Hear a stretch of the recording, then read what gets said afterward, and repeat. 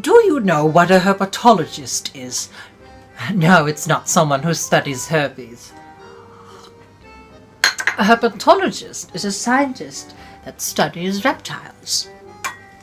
My late husband introduced me to some of the most brilliant herpetologists, so naturally, when I heard the story of the crocodiles, I contacted one of them, my good friend Edgar Rupels. He had just been studying the Komodo dragons in Komodo Island, and he immediately came over to Paderosari. So we visited the remains of Sibuduk, and he identified it as a saltwater crocodile. And, saltwater crocodiles certainly don't live in Kuningan. Our local library, fortunately, keeps a steady record of what has happened in Paderosari for centuries.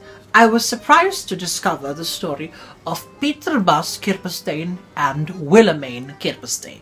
You see, Peter Bas Kirpenstein was a very rich, eccentric man, and he brought a baby crocodile from Borneo in 1908 to his home in Paderosari. He named it Cornelia and built a large pond for her, and she grew very, very big.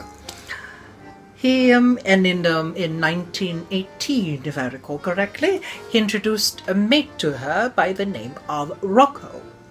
Now, in 1919, Peter Bas Kirpenstein had an argument with his wife Willemijn. It was unclear what they were arguing about, but she pushed him into the crocodile's pond.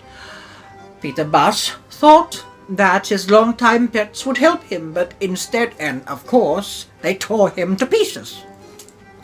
Willemijn took her husband's fortune and fled the nation, which left the house unattended, and so the crocodiles escaped into the woods.